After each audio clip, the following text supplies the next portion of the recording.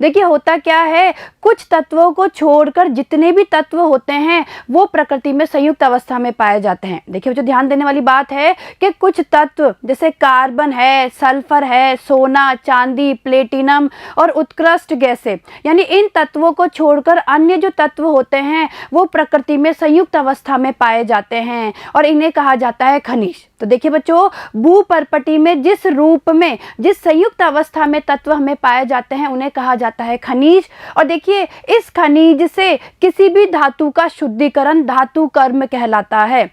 तो आज हम इस धातु कर्म का ही यहाँ पे अध्ययन करने वाले हैं कि किस तरीके से खनिज से धातुओं को पृथक किया जाता है और उसके लिए कौन कौन से स्टेप्स काम में लिए जाते हैं। तो आज हम इसके बारे में अध्ययन करेंगे। तो देखिए बच्चों, थोड़ा सा हम पढ़ लेते हैं। देखिए परिचय, सबसे पहले देखिए खनिज। देखिए बच्चों, हमें पता होना चाहिए खनिज होते क्या हैं।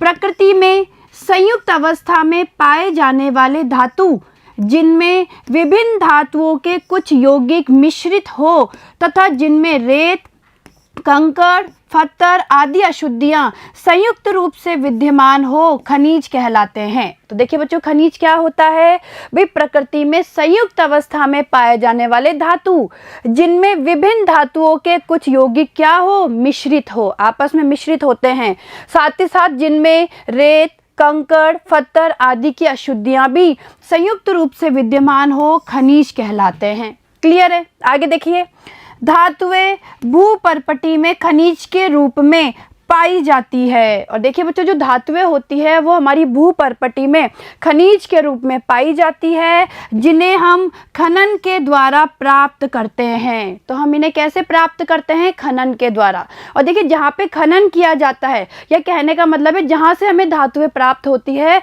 उन्हें हम कहते हैं खान। ठीक है, चलिए आगे देखिए। अब देखिए अयस्क क्या होते हैं?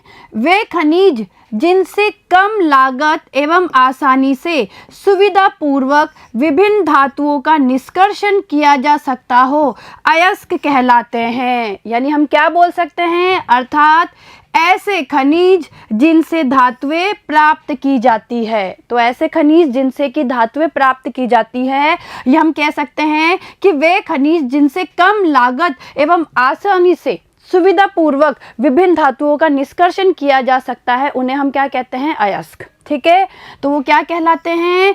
अयस्क कहलाते हैं। ठीक है, तो देखिए बच्चों, आपको ये छोटा सा परिचय समझ में आया होगा कि खनिज क्या होते हैं और अयस्क क्या होते हैं। और अब हम नज़र डाल लेते हैं कुछ धातुओं के अयस्कों पर। तो देखिए ध्यान दीजिएगा, कुछ महत्वपूर्ण धातुओं के अयस्क निम्न हैं। तो देखिए बच्चों, अब हम कुछ महत्वपूर्ण धातुओं के अयस्कों के बारे में अध्ययन करेंगे। और देखिए बच्चों, हमें पता भी होना चाहिए भाई, कुछ इंपॉर्टेंट जो धातुएं होती है उनके अयस्कों के बारे में हमें पता होना चाहिए। तो देखिए ध्यान दीजिएगा, पहले देखिए धातु, देखिए एल्यूमिनियम।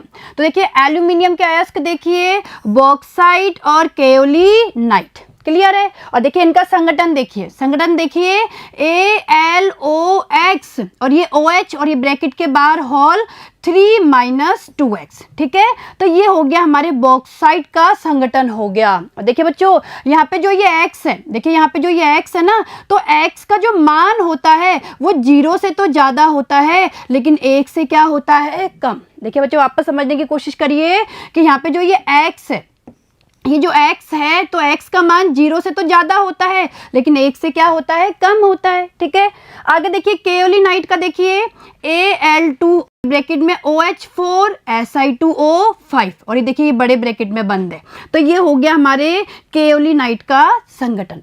क्लियर है? आगे देखिए आयरन में देखिए हेमेटाइट, मैग्नेटाइट, सिडेराइट और आयरन पाइराइट। तो देखिए ये किसके अयस्क हो गए? ये चारों अयस्क हो गए हमारे आयरन के। और संगठन देखिए हेमेटाइट का Fe2O3, मैग्नेटाइट का Fe3O4, सिडेराइट का FeCO3 और आयरन पाइराइट का FeS2। क्लियर है? आगे देखिए ऐसे देखिए कॉपर धातु, देखिए कॉपर धातु का अयस्क देखिए बच्चों कॉपर पाइराइट, मेलाकाइट, क्यूप्राइट और कॉपर ग्लांस। क्लियर है? और संगठन देखिए इसका कॉपर पाइराइट का CuFeS2, मेलाकाइट का देखिए CuCO3.Cu और ये देखिए OH का होल ट्वाइस। ठीक है, क्यूप्राइट का देखिए Cu2O और कॉपर ग्लांस का देखिए Cu2S। ठीक है। और अब देखिए जिंक का, देखिए जिंक के अयस्क देखिए, जिंक ब्लेंड, कैलामाइन, जिंकाइट। और देखिए जिंक ब्लेंड का संगठन देखिए ZnS, कैलामाइन का देखिए ZnCO3 और जिंकाइट का देखिए ZnO।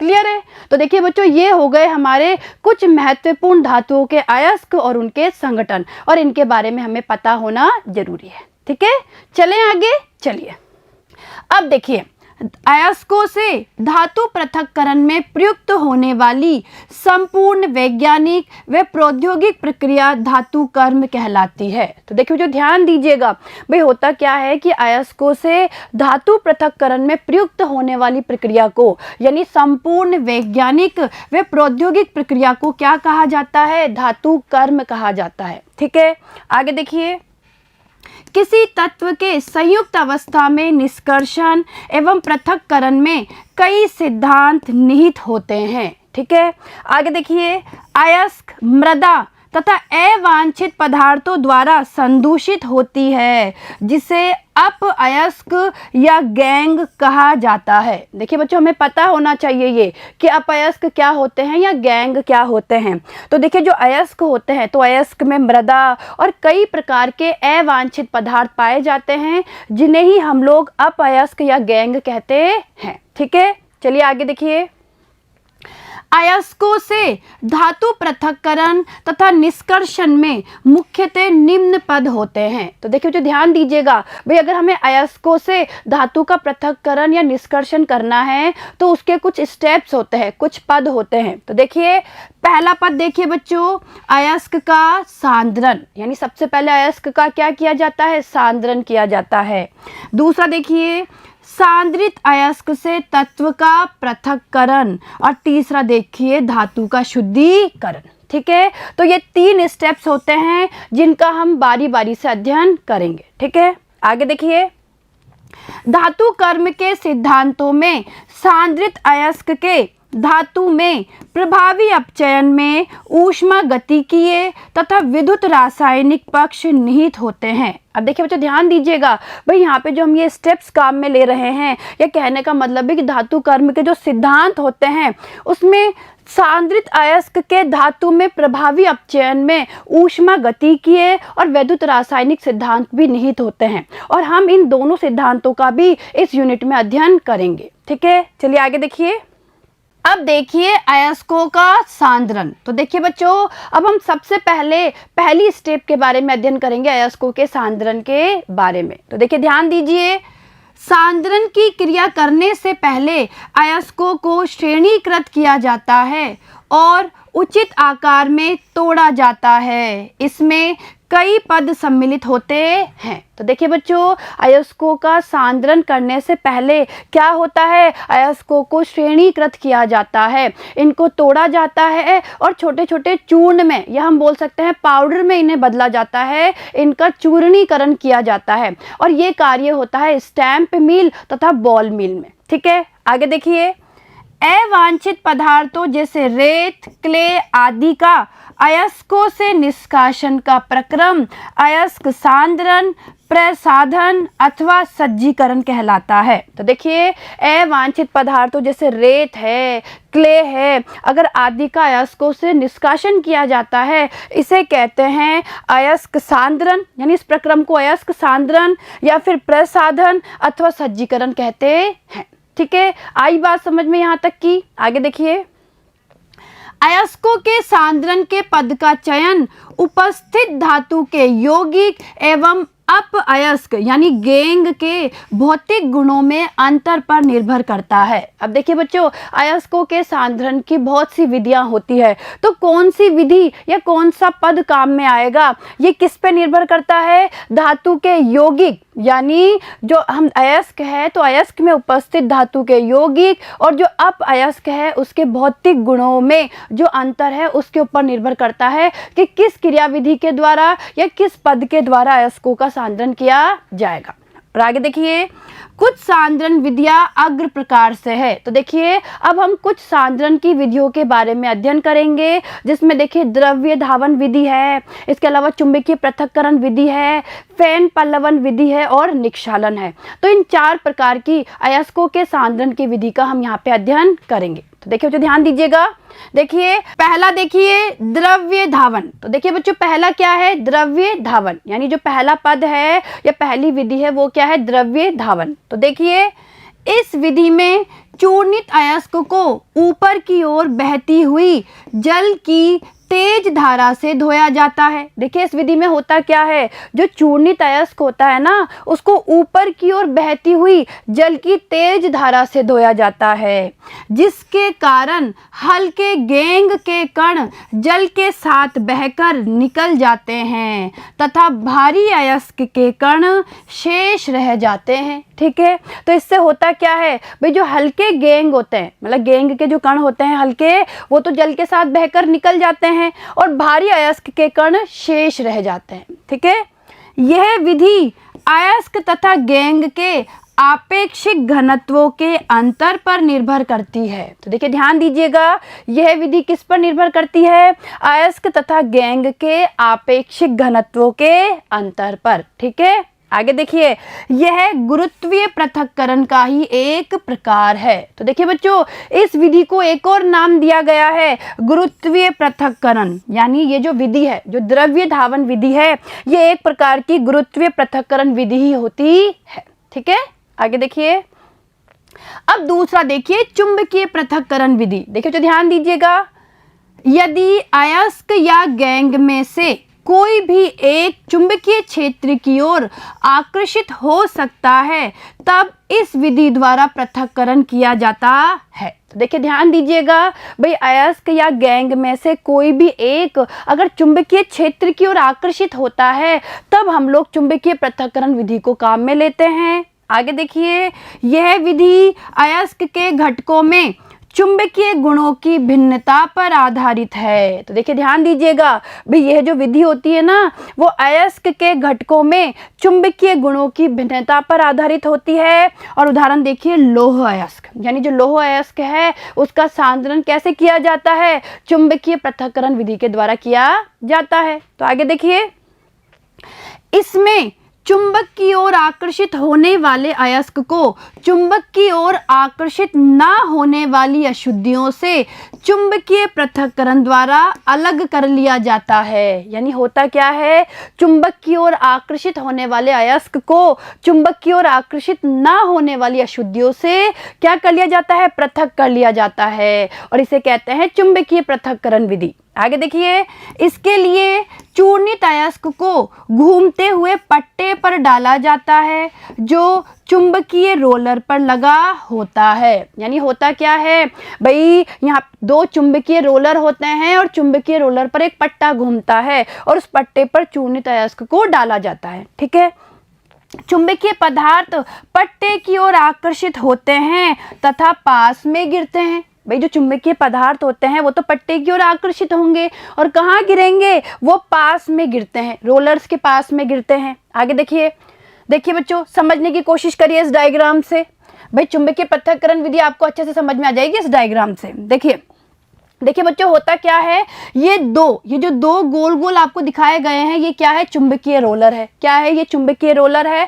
और इस चुंबकीय रोलर पे देखिए ये पट्टा है और पट्टे पे यहाँ से चूर्णित अयस्क को डाला जाता है। देखिए बच्चों समझने की कोशिश कीजिएगा, होता क्या है, देखिए भाई ये जो आपको ये दिखाया गया है, ये और ये दोनों तो क्या है, ये दोनों देखिए बच्चों चुंबकीय रोलर है। चुंबकीय रोलर है, चुंबकीय रोलर पे देखिए ये पट्टा है, ये ऊपर और नीचे ये पट्टा है, और इस पट्टे पे जो आपको ये डाला गया, ये दिखाया गया है, देखिए इस पट्टे पे जो ये है आपको ऊपर से जो दिख रहा है, ये क्या है, चूर्णित अयस्क है। यहाँ से चूर्णित अयस्क डाला जाता है। ठीक है, अब क्या होता है भाई, जो चुंबकीय होता है यानी अयस्क या गेंग, इनमें से जिसकी भी चुंबकीय प्रवृत्ति होती है, तो वो क्या होता है, पट्टे के द्वारा आकर्षित होता है। और जब ये पट्टा घूमता है भाई, रोलर्स के द्वारा जब यूँ पट्टा घूमता है यूँ इस तरीके से, तो क्या होता है, जो चुंबकीय कण होते हैं वो तो देखिए इधर पास में, देखिए पास में इकट्ठे हो गए चुंबकीय कण तो, और जो अचुंबकीय कण होते हैं वो इस तरीके से देखिए दूर इकट्ठे होते हैं। यानी कहने का मतलब है कि जो चुंबकीय कण होते हैं वो तो रोलर्स के पास में गिरते हैं और अचुंबकीय कण रोलर्स से दूर गिरते हैं। और इस प्रकार से क्या होता है, चुंबकीय कणों को अचुंबकीय कणों से पृथक कर लिया जाता है। ठीक है, आया समझ में आपको? ये हो गई हमारी चुंबकीय पृथक्करण विधि। और देखिए बच्चों, बहुत इंपॉर्टेंट विधि है, परीक्षा में पूछ ली जाती है, तो आप परीक्षा में लिख के आएंगे और साथ में ये डायग्राम बनाकर भी आएंगे। इस डायग्राम से बहुत अच्छे से ये चीज़ क्लियर हो जाती है कि किस तरीके से चुंबकीय पृथक्करण होता है। ठीक है, चलें आगे। चलिए अब देखिए तीसरा, देखिए फेन पल्लवन विधि। देखिए जो ध्यान दीजिएगा, जो तीसरी विधि है वो हमारी क्या है, फेन पल्लवन विधि है। देखिए ये भी बहुत इंपॉर्टेंट है। देखिए बच्चों, फेन पल्लवन विधि भी इंपॉर्टेंट है और इसका एक नाम और है। देखिए इसे ये भी कहा जाता है झाग पल्लवन विधि। देखिए तो ध्यान दीजिएगा भाई, प्रश्न कैसे भी आ सकता है, झाग पल्लवन विधि के नाम से भी आ सकता है या फेन पल्लवन विधि के नाम से भी प्रश्न पूछा जा सकता है और ये भी बहुत इंपॉर्टेंट विधि है। ठीक है, तो देखिए इस विधि का उपयोग सल्फाइड अयस्कों को गैंग से मुक्त करने में किया जाता है। तो देखिए बच्चों ध्यान दीजिएगा भाई, इस विधि का उपयोग कहाँ करते हैं, सल्फाइड अयस्कों में, यानी सल्फाइड अयस्कों को गैंग से मुक्त करने में।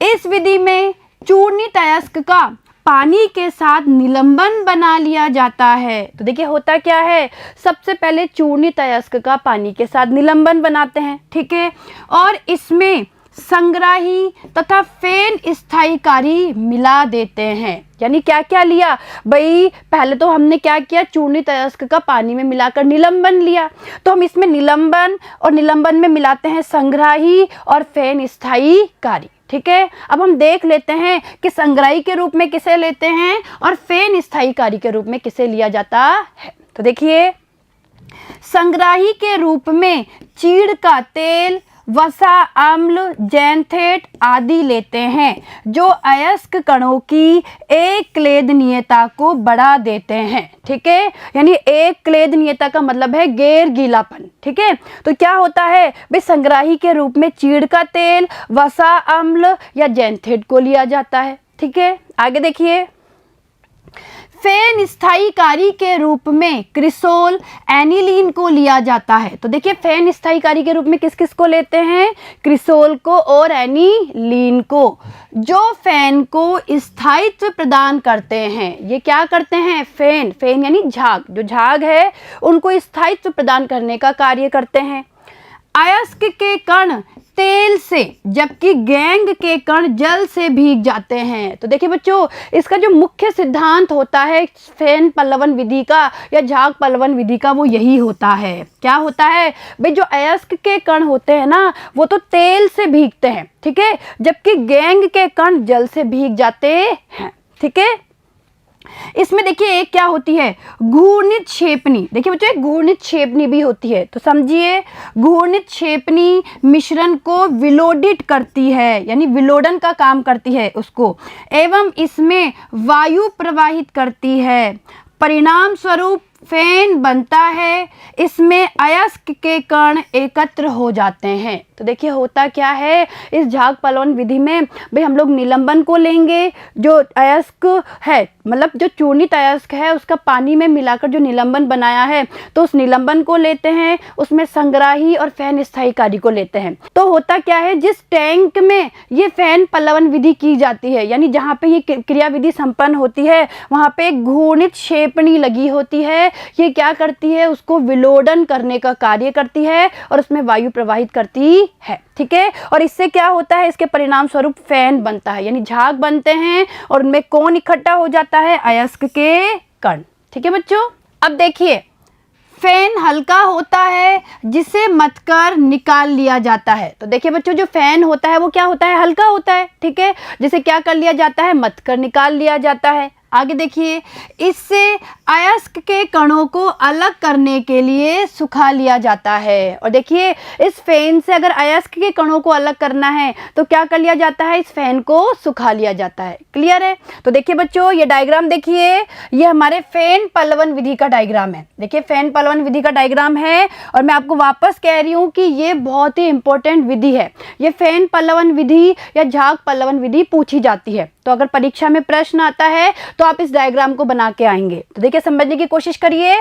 देखिए बच्चों क्या है, ये क्या है, टैंक होते हैं, बड़े बड़े टैंक होते हैं। और देखिए इन टैंक में देखिए यहाँ से, देखिए अगर आप देखेंगे तो यहाँ से अयस्क की लुगदी और तेल को यहाँ से डाला जाता है। यानी जो हम लोगों ने पढ़ा है ना भाई, जो हमने अयस्क का निलंबन बनाया, भाई जल में हमने अयस्क को मिलाकर जो निलंबन बनाया, उस निलंबन को, संग्राही को और फेन स्थायीकारी को यहाँ से डाला जाता है टैंक में। ठीक है, आगे देखिए, ये देखिए अगर आप ध्यान से देखेंगे तो यहाँ पे ये क्या है, एक घूर्णी शेपनी होती है, ये इस तरीके से घूमती है, घूर्णी शेपनी।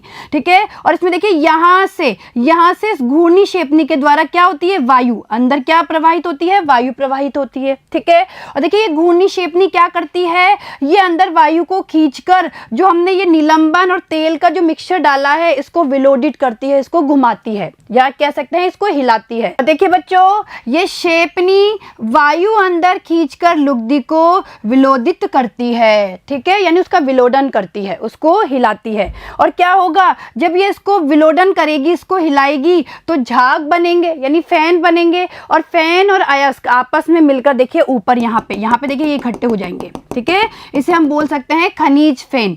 ठीक है ना, तो यहाँ पे ये झाग और अयस्क यहाँ पे ऊपर आके इकट्ठे हो गए, क्योंकि हल्के होते हैं, ऊपर आके इकट्ठे हो गए, जिन्हें मतकर बाहर निकाल लिया जाता है। और जब उसे सुखाया जाता है तो हमें सांद्रित अयस्क प्राप्त हो जाता है। ठीक है, तो देखिए बच्चों, ये आपको ये विधि समझ में आई होगी, तो परीक्षा में आप डायग्राम बना के इसको समझा के आएंगे। ठीक है, चलिए आगे देखिए।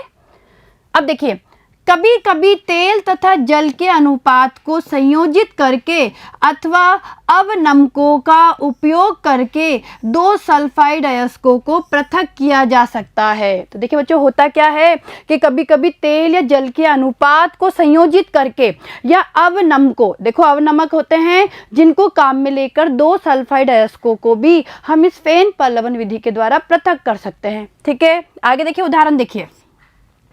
किसी अयस्क में उपस्थित जिंक सल्फाइड तथा लेड सल्फाइड को पृथक करने के लिए सोडियम साइनाइड यानी NaCN का उपयोग किया जाता है। देखिए, जो अवनमक का कार्य करता है। तो देखिए बच्चों ध्यान दीजिएगा, मान लीजिए किसी अयस्क में जिंक सल्फाइड और लेड सल्फाइड दोनों हैं। ठीक है, तो हम क्या करेंगे, वहां पे सोडियम साइनाइड यानी NaCN का उपयोग करेंगे, किस रूप में, अवनमक के रूप में। ठीक है, तो देखिए आगे, यह चयनित रूप से ZnS यानी जिंक सल्फाइड को फेन में आने से रोकता है। तो देखिए ये क्या करता है, जो NaCN है वो करता क्या है, चयनित रूप से जिंक सल्फाइड यानी ZnS इसको तो फेन में आने से रोकता है, परंतु लेड सल्फाइड को फेन में आने देता है। ठीक है, तो इस तरीके से हम क्या कर सकते हैं, दो सल्फाइड अयस्कों का भी यहाँ पे पृथक्करण कर सकते हैं।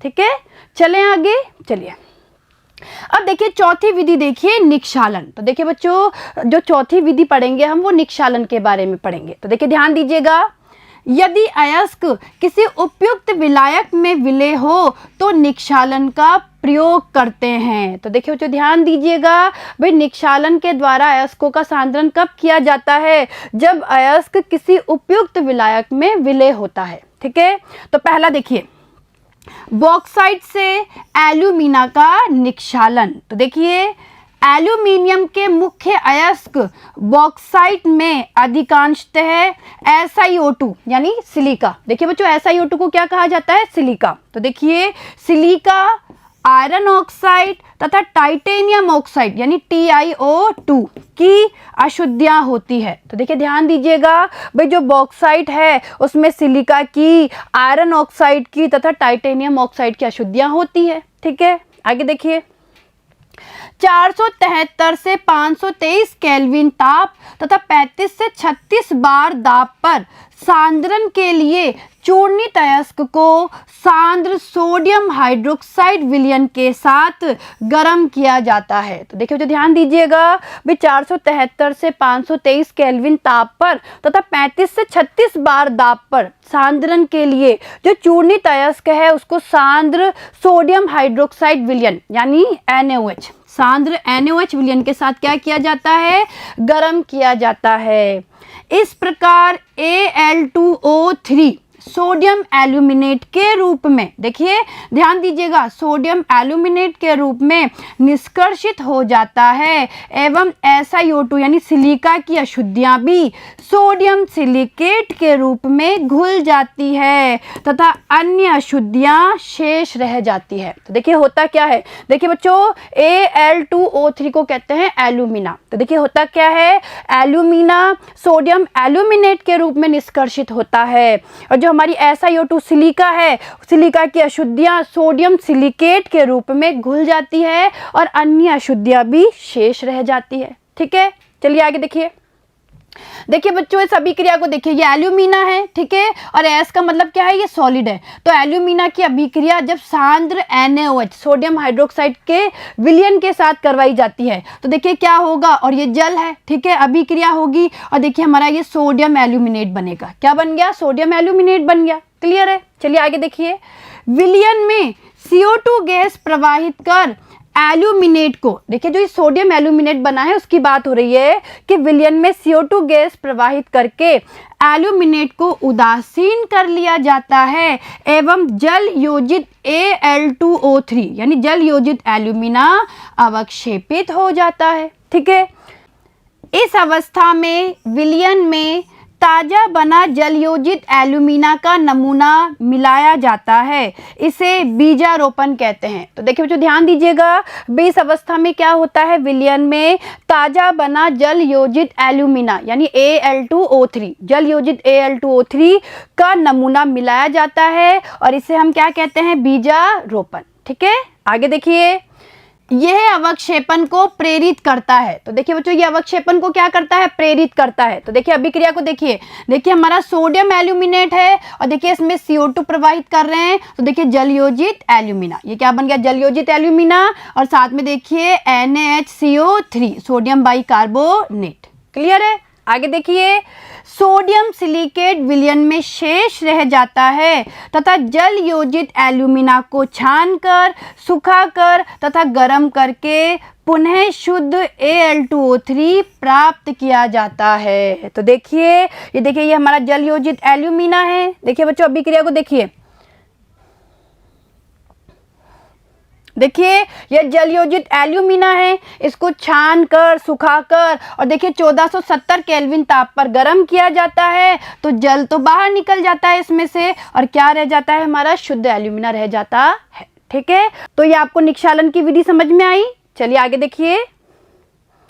अब दूसरा देखिए, चांदी तथा सोने का निक्षालन। तो देखिए बच्चों, चांदी तथा सोने के धातु कर्म में धातुओं का निक्षालन वायु की यानी O2 की उपस्थिति में सोडियम साइनाइड अथवा पोटेशियम साइनाइड के तनु विलयन द्वारा किया जाता है, जिसमें से धातु बाद में प्रतिस्थापन अभिक्रिया द्वारा प्राप्त कर ली जाती है। देखिए जो ध्यान दीजिएगा भाई, चांदी तथा सोने के धातु कर्म में धातुओं का जो निक्षालन है वो वायु की उपस्थिति में सोडियम साइनाइड अथवा पोटेशियम साइनाइड के तनु विलयन द्वारा किया जाता है और जिसमें से देखिए बाद में जो धातु है वो प्रतिस्थापन अभिक्रिया के द्वारा प्राप्त कर ली जाती है। तो देखिए समझिएगा, देखिए बच्चों यहाँ पे देखिए ये कोई धातु है, ठीक है। अब देखिए धातु की अभिक्रिया हम किस किस से करवा रहे हैं, या तो सोडियम साइनाइड अथवा पोटेशियम साइनाइड, ठीक है। तो देखिए धातु है, अब ये धातु देखिए ध्यान दीजिएगा भाई, धातु कोई सिल्वर धातु भी हो सकती है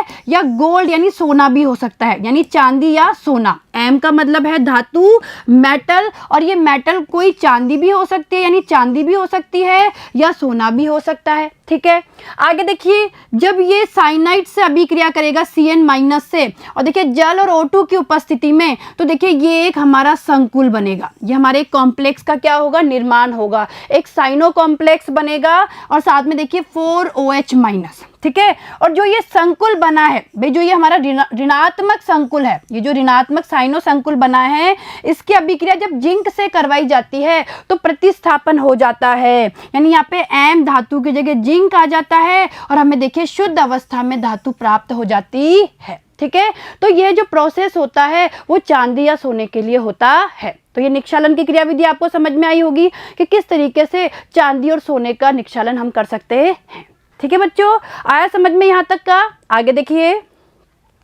अब देखिए हम पढ़ेंगे सांद्रित अयस्कों से अशोधित धातुओं का निष्कर्षण। तो देखिए बच्चों, हम लोग अयस्कों के सांद्रण के बारे में पढ़ चुके हैं और जो 4 मुख्य विधियां हैं उनका हम अध्ययन कर चुके हैं, और अब हम पढ़ेंगे सांद्रित अयस्कों से अशोधित धातुओं का निष्कर्षण किस तरीके से किया जाता है। तो देखिए ध्यान दीजिए, धातु निष्कर्षण के लिए सांद्रित अयस्कों को ऐसे प्रारूपों में परिवर्तित करना आवश्यक होता है जो अपचयन के लिए उपयुक्त हो। तो देखिए भाई, जो धातु निष्कर्षण के लिए जो सांद्रित अयस्क होते हैं उन्हें ऐसे रूप में परिवर्तित करना पड़ता है जिससे कि इनका अपचयन क्या हो, आसानी से हो जाए। ठीक है, सामान्यतया सल्फाइड अयस्कों को अपचयन से पहले ऑक्साइड में परिवर्तित करते हैं। तो देखिए ध्यान दीजिएगा भाई, सल्फाइड अयस्कों को किस में बदलते हैं, ऑक्साइड में, जो आसानी से अपचित होते हैं। भाई जो हमारे ऑक्साइड होते हैं ना, उनका अपचयन आसानी से हो जाता है, तो सल्फाइड अयस्कों को ऑक्साइड में बदला जाता है। ठीक है बच्चों, आगे देखिए, अतः सांद्रित अयस्क से धातुओं का पृथक्करण 2 मुख्य पदों में होता है। तो देखिए, अब जो सांद्रित अयस्क हमें प्राप्त हुआ है, भाई हमने अयस्कों के सांद्रण की विधियां पढ़ी, उसके द्वारा हमें सांद्रित अयस्क प्राप्त होता है। तो देखिए, सांद्रित अयस्क से धातुओं के पृथक्करण में 2 स्टेप होते हैं। पहला देखिए, ऑक्साइड में परिवर्तन। भाई हम क्या करेंगे, पहले ऑक्साइड में परिवर्तित करेंगे, पहला देखिए। दूसरा देखिए, ऑक्साइड का धातु में अपचयन। क्लियर है? तो सबसे पहले हम बात करेंगे ऑक्साइड में परिवर्तन के बारे में। और देखिए, ऑक्साइड में परिवर्तन 2 प्रकार से होता है। देखिए तो ध्यान दीजिएगा भाई, जो सांद्रित अयस्क है उसको अगर हमें ऑक्साइड में परिवर्तन करना है तो 2 प्रकार से होता है। पहला है निस्तापन और दूसरा है भर्जन। और देखिए बच्चों, दोनों ही विधियां बहुत इंपॉर्टेंट है, परीक्षा में पूछी जाती है, दोनों पे से प्रश्न बनते हैं, और कभी कभी इन दोनों में अंतर भी पूछ लिया जाता है कि निस्तापन और भर्जन में क्या अंतर है। तो देखिए ध्यान पूर्वक सुनिए। देखिए पहला देखिए निस्तापन। तो देखिए बच्चों, पहला देखिए निस्तापन। निस्तापन में धातु को गर्म किया जाता है। देखिए बच्चों, निस्तापन में होता क्या है, धातुओं को गर्म किया जाता है जिससे वाष्पशील पदार्थ निष्कासित हो जाते हैं और धातु ऑक्साइड शेष रह जाती है। तो देखिए बच्चों, निस्तापन में होता क्या है, धातु को गर्म किया जाता है, और जैसे धातु को गर्म करेंगे उसमें से वाष्पशील पदार्थ बाहर निकल जाएंगे और क्या शेष रह जाएगी, धातु ऑक्साइड। तो देखिए समझने की कोशिश करिए इन अभिक्रियाओं से। देखिए ये कोई लोह अयस्क है, ठीक है, लोह अयस्क है, और इस लोह अयस्क को जब गर्म करेंगे, देखिए जो समझिएगा, लोह अयस्क है Fe2O3.XH2O, इसको गर्म करेंगे तो लीजिए भाई, जल तो बाहर निकल गया और ये बच गया Fe2O3। ठीक है, इसी तरीके से देखिए, ये कोई जिंक का अयस्क है ZnCO3, इसको भी हम गर्म करेंगे तो ZnO यानी जिंक ऑक्साइड और ये CO2 यानी CO2 बाहर निकल गई। और इसी तरीके से देखिए CaCO3.MgCO3 यानी ये कोई कैल्शियम मैग्नीशियम का अयस्क है और इसे भी हम गर्म करेंगे। देखिए समझिए, इस अयस्क को हम गर्म करेंगे तो देखिए calcium oxide CaO, calcium oxide बन गया, मैग्नीशियम ऑक्साइड बन गया और 2 CO2 के अणु बाहर निकल गए। तो देखा आपने, निस्तापन ने क्या किया, हमने क्या किया, धातु अयस्क को गर्म किया। धातु अयस्क को गर्म करने पे अवाष्पशील पदार्थ बाहर निकल गए और अब क्या बच गया, धातु ऑक्साइड। ठीक है, आगे देखिए। अब दूसरा देखिए भर्जन। तो देखिए भर्जन में अयस्क को वायु की नियमित आपूर्ति के साथ धातु के गलनांक से नीचे के तापमान पर एक भट्टी में गर्म किया जाता है। देखिए बच्चों, भर्जन में होता क्या है भाई, जो अयस्क है, अयस्क को वायु की नियमित आपूर्ति के साथ धातु के गलनांक बिंदु से नीचे के तापमान पर एक भट्टी में गर्म किया जाता है। आगे देखिए, सल्फाइड अयस्क के भर्जन की अभिक्रियाएं निम्न प्रकार है। तो देखिए बच्चों, सल्फाइड अयस्क की जो भर्जन है भाई, उनके भर्जन की अभिक्रियाएं देखिए। देखिए यहाँ पे ZnS यानी जिंक सल्फाइड है, ठीक है, इसकी ऑक्सीजन से अभिक्रिया होगी तो जिंक ऑक्साइड यानी ZnO और ये SO2 बाहर निकल गई, सल्फर डाइऑक्साइड बाहर निकल गई। इसी तरीके से देखिए PbS लेड सल्फाइड है, ये ऑक्सीजन के साथ अभिक्रिया हो रही है, ये बन गया लेड ऑक्साइड और SO2, सल्फर डाइऑक्साइड बाहर निकल गई यहाँ भी। और देखिए CuS, ठीक है, वही ऑक्सीजन के साथ अभिक्रिया होगी, Cu2O, ये ऑक्साइड बन गया कॉपर का और ये SO2 बाहर निकल गई। तो इस तरीके से क्या होता है, भर्जन होता है। और देखिए बच्चों, मैं आपको वापस कह रही हूँ, निस्तापन और भर्जन दोनों ही प्रक्रिया बहुत इंपॉर्टेंट है, परीक्षा में पूछी जाती है, तो इन्हें आप अच्छे से तैयार कीजिएगा। ठीक है, आगे देखिए। अब देखिए, कॉपर के सल्फाइड अयस्कों को परावर्तनी भट्टी में गर्म करते हैं। देखिए, कॉपर के जो सल्फाइड अयस्क होते हैं उन्हें परावर्तनी भट्टी में गर्म करते हैं। यदि अयस्क में लोहा हो तो गर्म करने से पहले इसमें सिलिका मिलाते हैं। आयरन ऑक्साइड आयरन सिलिकेट बनाकर धातुमल के रूप में तथा तांबा कॉपर मैट के रूप में प्राप्त होती है। और इसमें देखिए Cu2S तथा FeS होता है। तो देखिए जो ध्यान दीजिएगा भाई, FeO जो आयरन का ऑक्साइड है, देखिए ध्यान दीजिएगा भाई, जो आयरन का ऑक्साइड है वो SiO2 के साथ अभिक्रिया करके, सिलिका के साथ क्रिया करके ये क्या बना लेता है, धातुमल बना लेता है। और आगे देखिए, उत्पन्न हुई SO2 गैस H2SO4 के उत्पादन में प्रयुक्त होती है, यानी प्रयुक्त की जाती है। वापस देखिए, उत्पन्न हुई SO2 गैस H2SO4 के उत्पादन में प्रयुक्त की जाती है। और देखिए, ये वो भट्टी है, ये वो परावर्तनी भट्टी है जिसमें कॉपर के सल्फाइड अयस्कों का भर्जन किया जाता है। ठीक है बच्चों, तो देखिए ध्यान से देखिए इसे। देखिए बच्चों, ये भट्टी होती है, देखिए भट्टी होती है, इसमें देखिए ये घान होपर है, ये हैंगर है, ये भी घान होपर है। देखिए यहाँ से अयस्क डाला जाता है, घान होपर। और देखिए यहाँ से वायु और तेल, मैग्नेसाइट, भट्टी घान, और यहाँ से सिलिका। तो देखिए ये एक हमारी क्या है, परावर्तनी भट्टी है। इस परावर्तनी भट्टी में ही कॉपर के जो सल्फाइड अयस्क होते हैं उनका भर्जन किया जाता है। ठीक है, चलिए आगे देखिए। अब दूसरा देखिए बच्चों, ऑक्साइड का धातु में अपचयन। तो देखिए बच्चों, हमने क्या पढ़ा भाई, जो सांद्रित अयस्क है उसको किस तरीके से ऑक्साइड में बदलेंगे, ये तो हमने पढ़ लिया। अब दूसरा स्टेप है कि ऑक्साइड का धातु में अपचयन कैसे करेंगे। तो देखिए ध्यान दीजिए, धातु ऑक्साइड के अपचयन में इसे किसी अपचायक जैसे कार्बन या CO यानी कार्बन मोनोऑक्साइड अथवा अन्य धातु के साथ गर्म किया जाता है। अपचायक धातु ऑक्साइड की ऑक्सीजन के साथ संयोग करते हैं। देखिए होता क्या है, अपचायक धातु ऑक्साइड की ऑक्सीजन के साथ में संयोग करते हैं। और देखिए यहाँ पे देखिए अभिक्रिया को देखिए, ये धातु ऑक्साइड है, ये बच्चों धातु ऑक्साइड है। धातु ऑक्साइड देखिए कार्बन से अभिक्रिया कर रहे हैं तो ये धातु बन गया और ये कार्बन मोनोऑक्साइड का निर्माण हो गया। ठीक है, आगे देखिए। कुछ धातु ऑक्साइड आसानी से अपचित होते हैं जबकि कुछ को अपचित करना कठिन होता है। देखिए जो ध्यान दीजिएगा भाई, कुछ धातु ऑक्साइड तो आसानी से अपचित हो जाते हैं और कुछ को अपचित करना थोड़ा कठिन होता है। कुछ को गर्म करने की आवश्यकता होती है और देखिए कुछ को गर्म करने की आवश्यकता होती है। यानी कहने का मतलब है कि कुछ धातु ऑक्साइड का तो आसानी से अपचयन हो जाता है और कुछ को गर्म करना पड़ता है, यानी कुछ का कठिनाई से अपचयन होता है। तो ऊष्मागतिकी की कुछ मूल धारणाओं द्वारा हम ऊष्मागतिकी परिवर्तन के सिद्धांत को समझ सकते हैं। तो देखिए बच्चों, जो यहाँ पे ऊष्मागतिकी परिवर्तन के सिद्धांत है उन्हें हम ऊष्मागतिकी की मूल अवधारणाओं के द्वारा समझ सकते हैं। और देखिए बच्चों, अब जो आगे आने वाला वीडियो होगा उसमें हम इस ऊष्मागतिकी की मूल धारणाओं के बारे में ही अध्ययन करेंगे, यानी किस तरीके से धातु कर्म में ऊष्मागतिकी की मूल धारणाओं का क्या योगदान होता है। तो ये हम अगले वीडियो में पढ़ेंगे। और देखिए बच्चों, आज के जो टॉपिक्स से आपको बहुत अच्छे से समझ में आए होंगे। और देखिए मैंने आपको बताया भी है कि कुछ टॉपिक्स तो बहुत इंपॉर्टेंट है। तो देखिए फैन पल्लवन विधि है, इसके अलावा गुरुत्वीय पृथक्करण विधि है, भर्जन है, निस्थापन है। तो यहाँ से प्रश्न बनते हैं। इन टॉपिक्स को आप बहुत अच्छे से तैयार करिए और जो नेक्स्ट टॉपिक है उसके बारे में हम हमारे अगले वीडियो में अध्ययन करेंगे। ठीक है, धन्यवाद।